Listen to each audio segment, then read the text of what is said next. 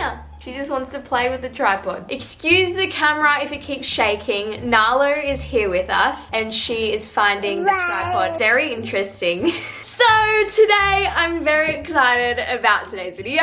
It was a bit of a rainy day this morning. I haven't really gotten much done today because Nalu's teething. Nalu's teething today, so it is a home day. She's still in her jammies. Mum. Oh, hello. So I thought I would take the opportunity to do a sit down video, a video that I've been wanting to create for a very long time. So today's a different video. It's not a vlog. Today's video is all about natural, clean skincare. And I'm going to go into a lot of topics. I might start rambling because that's just me. There is a lot to cover, I don't even know where to start. I haven't planned this video. I just kind of put the camera down and I'm just gonna speak about whatever comes to my mind. So skincare today we need to be very, very careful with. It's not that hard to see that when you look at the back of an ingredients bottle on some kind of skincare thing or hair care product or hand soap or whatever, it contains an extensive amount of chemicals. And these chemicals aren't necessarily good chemicals that are good for us. Yeah, a lot of these chemicals are really, really bad for us, and most chemicals are a way for companies to make things cheaper, like especially like preservatives and things like that. They tend to pump a whole lot of chemicals in there, so then the product lasts for a really long time. It smells good, it makes your skin soft, makes your hair soft, makes it shiny, and you want to use it, of course. But is that necessarily good for our internal health? No. My rule of thumb is that if you don't understand the ingredients on the back of a bottle, then you should not buy it. Or if there's something in it that you don't understand what it is, Google it. The only tricky thing with that is the FDA approves a lot of chemicals that it says it's generally safe to use in small amounts. And yes, it might be safe, but if you think about it, petrol is technically safe to get a little bit on your skin in tiny amounts. Is it good for us? I think you know the answer to that. And especially, say, propylene glycol, for example. Propylene glycol is basically a type of petrol. You'll see it in a lot of skincare products, in a lot of hair care products. It makes our hair super shiny and soft, and so does petrol. If you ran petrol through the ends of your hair, it would make it super shiny and soft, but it's not something that we want, you know, in our hair and on our skin and everything like that, because that's going straight into your bloodstream. Whatever you put on your skin, remember, whatever you put on your skin goes straight into your bloodstream. And if we're putting chemicals on there, that's going straight into our bodies and creating issues that we don't want. Another one to look out for is EDTAs. Nalu's off down the hallway. These camera angles are just changing like crazy. EDTA is basically a compound. It's a white powder that they put in certain products that basically binds to, Nalu, no touching please, no touching please. It basically binds to harmful chemicals that come out of your tap water, and so it doesn't affect the cleansing of your skin or your hair or whatever it is. But the problem with EDTA is that when it's mixed with other chemicals, say like fragrance or propylene glycol or certain, there's, I don't know, hundreds that I could say, but when it's mixed with chemicals, it actually helps those chemicals absorb more into your skin and go straight into your bloodstream. So it basically just attaches to those chemicals, and it's like, okay, I'm gonna open up the pores and let all those chemicals right into your body, which is not a good thing and we don't want. Like, those chemicals are already going into our body, but the EDTA just makes it happen at a faster and quicker rate. The next one is, I'm sure a lot of you know, but fragrances. So fragrances is basically a generalized term. It's not actually just like a natural fragrance that they're putting in there. It's a mixture of chemicals to make it smell nice, and they do not have to disclose what those chemicals are, what they put in it to make it smell nice. It's just use the term fragrance, and fragrance can actually go under 300 chemicals. 300. It might not always be that, but yeah, companies aren't made to disclose what is in their fragrance. And as I said, this can come under up to 300 chemicals put into your skincare and hair care products or body products that they do not have to disclose. So you don't know what those are, you don't know what those are doing to your body. It still has to be proved under the FDA that it is generally safe, but you're mixing a whole lot of chemicals that are generally safe in small amounts, but you've got basically just a compact, huge amount of chemicals that you're just putting on your skin and in your hair and on your body that's going into your bloodstream. Another crazy fact is that by the time a woman goes to work or to school or to uni or whatever, they will usually and generally put on around 900 chemicals onto their body. That is crazy. That is just an insane amount of chemicals. And if you think about it, like every day, 900 chemicals, like that's just in the morning. What about at night when you're also washing your hands with soap,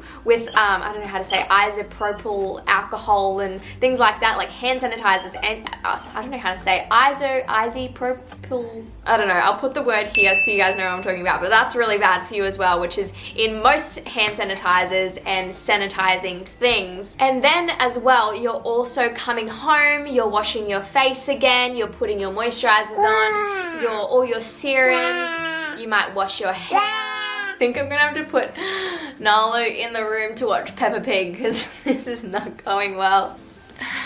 Alright, I'm back.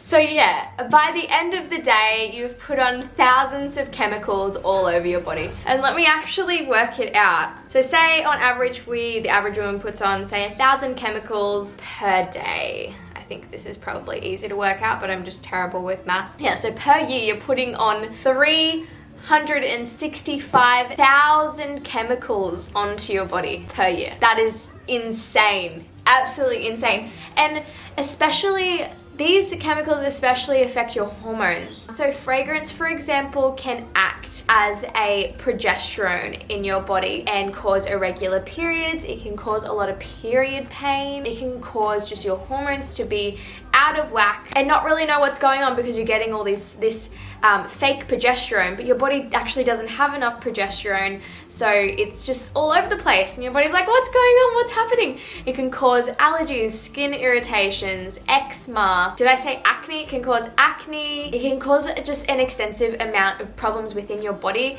It can cause types of cancers and things like that as well, which we don't want. We want our skincare to be helping us and benefiting us, not causing all these issues in the long run. And you might not see any problems now, but maybe 10 years down the line, you might. And wouldn't you want to prevent that rather than dealing with it when it comes? I think yes, I definitely would. When I learnt all these problems and issues that came with skincare, I switched up my products to very, very simple products. Probably sounds crazy to the general woman. I only use 5 products on my entire body, and that is it. 5 products, like my hair, my skin, my body, everything, 5 products in total, and they are all either organic or 100% natural. So when I wash my hair, I use a shampoo and conditioner bar that is 100% natural that I get from my health food store. It only has about 15 ingredients, no fragrance, no EDTAs, no propylene glycol, no alcohols. There's also an extensive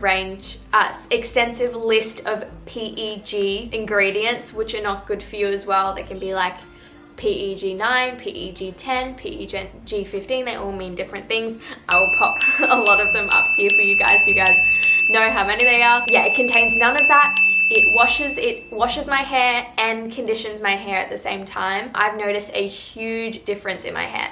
No, it's not as soft and it's not as shiny as it used to be, but the only reason that it was soft and it was so shiny was because of those terrible products that were in my shampoo and conditioner that I was putting on my hair that was causing all these issues. My hair is super curly. It's brought out all like the crazy curls in my hair under here, which is kind of cool. My hair seems to be growing a lot quicker as well. My scalp is not as dry as it was. I'm not getting as much dandruff. I will pop a little photo of what it looks like here, and I'll pop a link down below if you guys want to grab it as well. It's really great. The second, that's 4. The second thing that I use on my body is the Dr. Bronner's Castile soap. If you're a mum, you've probably heard of it. If you're into natural skincare, you've probably heard of it. You can use it for so many things. You can use it for household cleaning, you can use it to shampoo your hair, you can use it as a cleanser, you can use it as a body wash, like anything. It's got so many uses, but I use it as an actual skin cleanser. So I used to use Core Organics. Core Organics is still fantastic.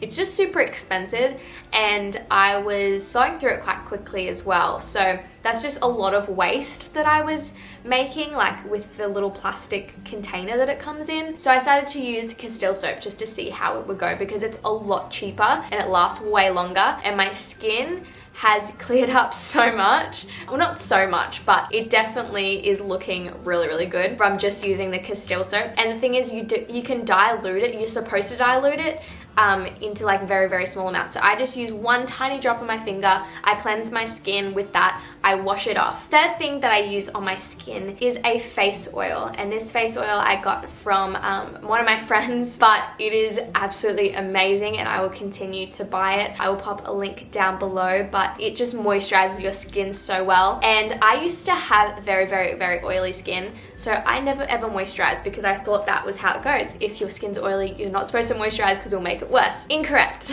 Because your skin is so dry, your body is, and your skin is basically overproducing oil to make up for that dryness. So once I started actually placing oils and moisturizing my skin, that oil went down a dramatic amount. I no longer have oily skin anymore, which is amazing. But yeah, that product is 100% natural. It's got no additives. It's just the oil. The fourth thing that I use is coconut oil, and I didn't exactly show you guys me using the coconut oil, but it has just so many uses. So I use it to moisturize, to basically put as in an oil in the ends of my hair once I have washed it, just to help with my split ends, because I've had split ends my whole life. The other thing is a moisturizer for my skin. So I will put it on my legs after I've shaved and things like that. I use it at the beach as a tanning oil. It has so many uses. And the last thing is toothpaste. So I make my own toothpaste. It is so easy to make. It is, 4 ingredients, and I'm pretty sure it's 4 ingredients,